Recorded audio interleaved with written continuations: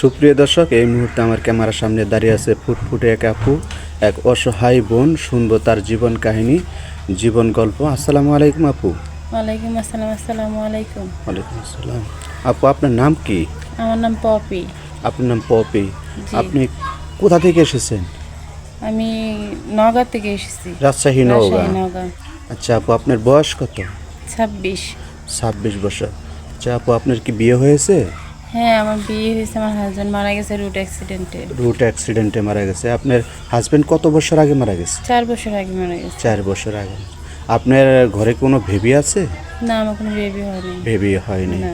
তো মূলত আমার ক্যামেরার সামনে আপনি কিসের জন্য এসেছেন? আমার আসার উদ্দেশ্য হয়েছে ভালো একটা মানুষ খুঁজতেছে, আমার যাতে ছায়া হয়ে সারা জীবন থাকে, মানে এরকম একটা ছায়া খুঁজতেছি আমি। আচ্ছা, ভালো একটা মনের মানুষ খোঁজার জন্য আমার ক্যামেরার সামনে আসছেন। আচ্ছা আপু, যে আপনার মনের মানুষ হবে তার বয়স কীরকম হবে আপু? বয়স কোনো ব্যাপার না।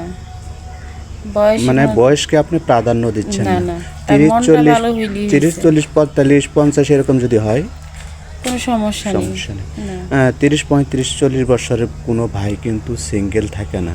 এরকম কারো বউ মারা গেছে, ওয়াইফ চলে গেছে, তারপর ওয়াইফ মারা গেছে, 2টি সন্তান আছে। এরকম যদি কোনো ভাই আপনাকে লক দেয়, আপনি রাজি আছেন? হ্যাঁ, আমি রাজি আছি। আপনি রাজি আছেন? হ্যাঁ, রাজি আছি। সৎ মায়ের মতো তো আচরণ করবেন না? না, না, না। সৎ মায়ের মতো আমি আচরণ আমার করবেন। সন্তানের মতো গ্রহণ করে নিব। নিজের মতো। আচ্ছা আপু, আপনার তো দেখতে মাশাআল্লাহ খুব সুন্দর লাগছে। আপনি সবসময় বুরকা হিজাব পরে চলেন, তাই না? জি, জি। আচ্ছা আপু, আপনি নামাজ কালাম পড়েন তো? হ্যাঁ, আমি 5 ওয়াক্ত নামাজ পড়ি। 5 ওয়াক্ত নামাজ জি। পড়েন। আচ্ছা আপু, আপনার সাথে যোগাযোগ করবে কেমনি?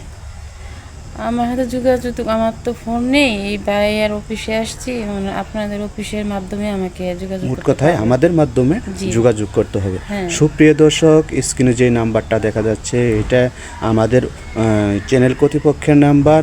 কোনো ভাই যদি পপি আপুর সাথে যোগাযোগ করতে চান তাহলে এই নাম্বারে যোগাযোগ অবশ্যই করবেন।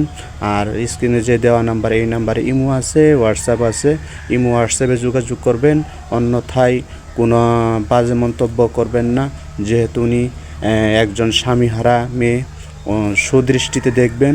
যদি কেউ দায়িত্ব নিতে চান তাহলে লক করবেন, অযথা ফোন কল করবেন না। অযথা ফোন কল করলে আমরা ব্লক মারতে বাধ্য হব। আচ্ছা আপু, আপনি কি নামাজ কালাম পড়েন তো, তাই না? জি, আমি 5 ওয়াক্ত নামাজ পড়ি। আমার আচ্ছা আপু, কোরআন আপনি শরীফ পড়া আছে। স্বামীকে নিয়ে কোথায় যাওয়ার ইচ্ছা আছে? আমার স্বামীকে নিয়ে, আমার স্বামী যেখানে নিয়ে যাবে আমি সেখানেই যাব। আমার স্বামী স্বামীর যেখানে ইচ্ছে নিয়ে আমার যায় ইচ্ছে। সেখানে যাবে। জি। আচ্ছা, আপনার কি হজ করার ইচ্ছা হয় না? হ্যাঁ, আমার ইচ্ছা আছে। আপনার হজ করার যদি নিয়ে ইচ্ছা যায়, আছে আমি না? হজ করবো। হ্যাঁ। আসলে প্রত্যেকটা মানুষই চায় তার স্বামীকে নিয়ে হজে যাক, জি। আল্লাহর ঘর তোয়াফ করুক। আল্লাহর- এরকম সবারই মনের বাসনা জি, আছে, তাই না? অবশ্যই। আচ্ছা, আপনার স্বামীকে কি বলে ডাকবেন? স্বামীকে তো পার্সোনাল ভাবে জান বলি। জান বলে